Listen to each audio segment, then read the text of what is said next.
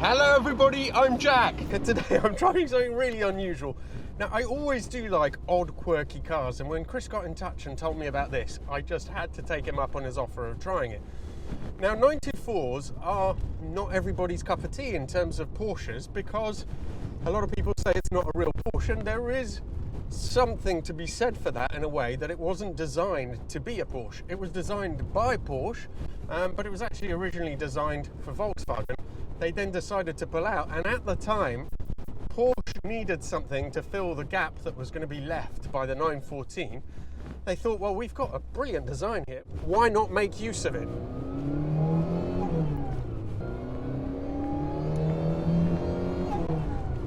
But this is no normal 924. There were two naturally aspirated versions of the 924. The first one, released in 1976, has what is commonly referred to as the van engine, which isn't really that. But anyway, it was an engine, VW engine, that was also used in a van, but it was originally and first actually in an Audi.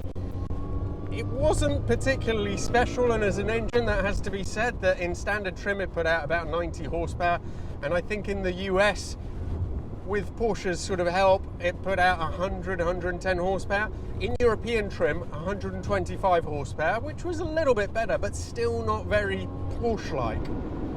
The second one was released in 1984, and it had a detuned version of the 944 engine. And the reason for that was simply that VW stopped making the original 2-litre block.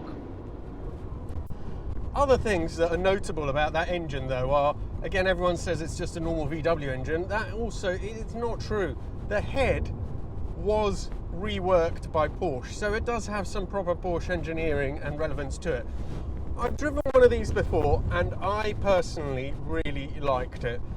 In terms of looks, although certainly not offensive, they maybe don't have the meatiness of the 944, and so in looks, they're not, I don't know, I don't dislike them, but looks certainly aren't the strongest point of a 924 for me.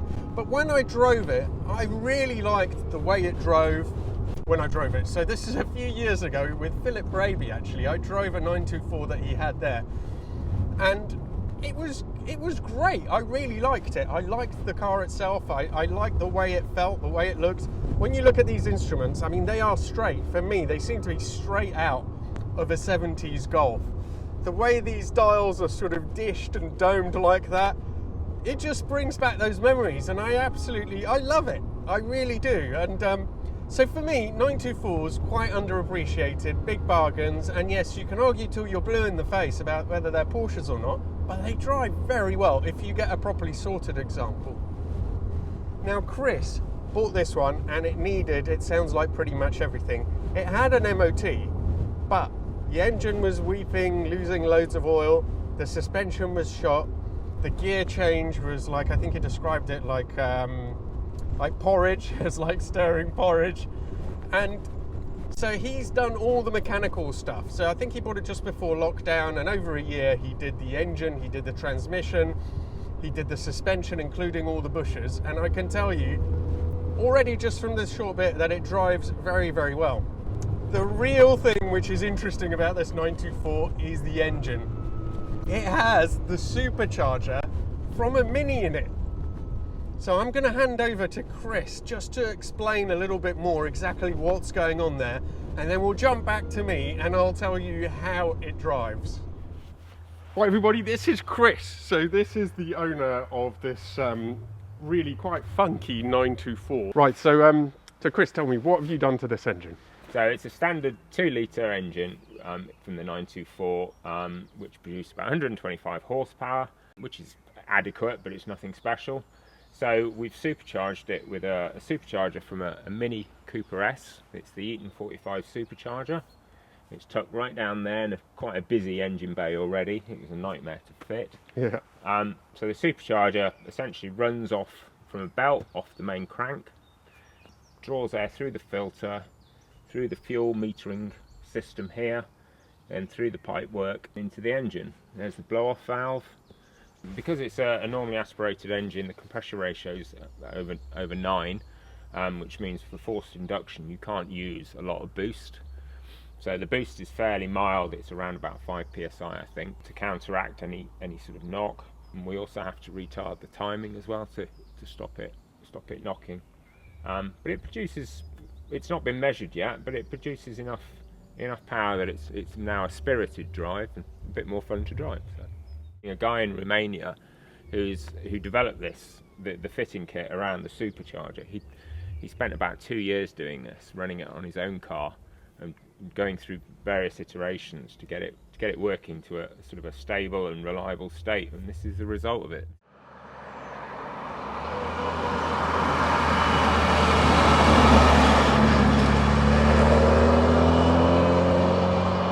Okay, so how does this thing actually drive? Well, first of all, let me tell you that the driving position is simply excellent. It really is. It's exactly what you'd want in this kind of car. It's so comfortable.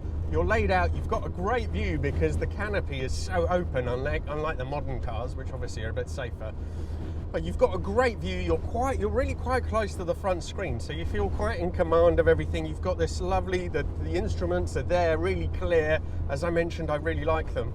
That's a great start because you're sitting perfectly. You've got no distractions to take you away. Then you've got this gear change, and it is just, it's quite slow, it's quite long, but it's really easy to change gear. It's really positive, and it's quite heavy. I like a heavy gear change, and it's quite precise as well.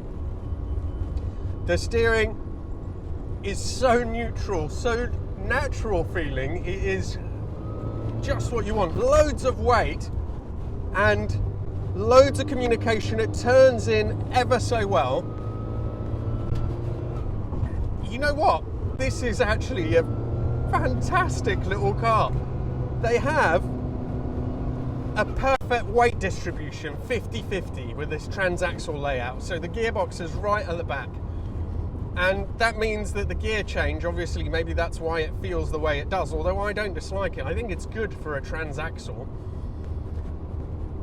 But you can feel the neutrality of it. It feels like the kind of car that you can really chuck around, and it gives you loads of feedback. On this particular car, the one thing I would say I found is the brake pedal is a little bit mushy. I don't know if they are like that, or if this one maybe just needs bleeding and sorting out. But on the whole, it's great. But what about the pièce de résistance of this particular car and the engine? And it gives it such a different character from the normal car.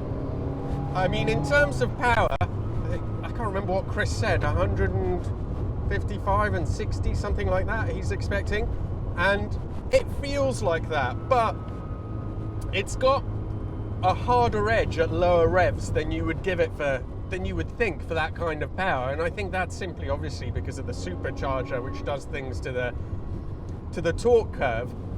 And it sounds very different. You can hear that sort of the whine from the belt. So it's absolutely different in character to any other 924 that I've driven, or a 944 even.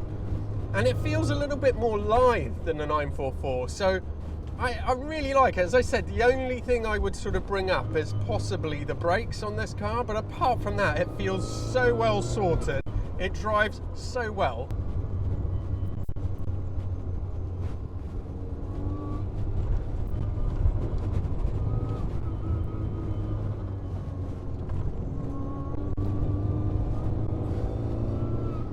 So you can really sort of adjust the line a little bit on the throttle. It's great fun. You know what? This car really is really good. I am so impressed.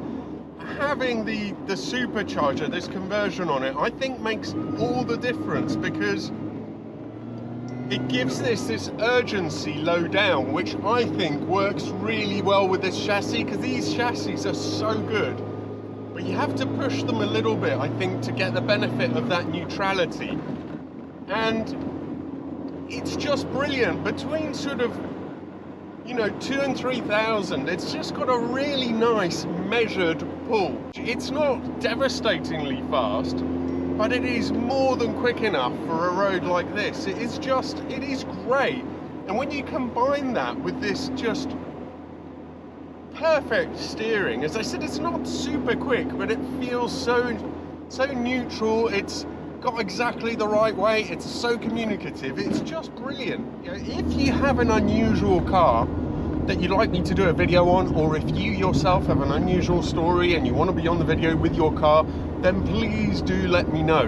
The best way to contact me is Instagram. Let me know what kind of stuff you'd like to see as well. Do you like these sorts of videos? I know you all like the videos where I basically make lots of mistakes trying to fix cars, and I am going to continue to do those, but on the side, to make the channel viable, I do also want to do these reviews, also because I just really enjoy doing the stories on these sort of quirky cars like this.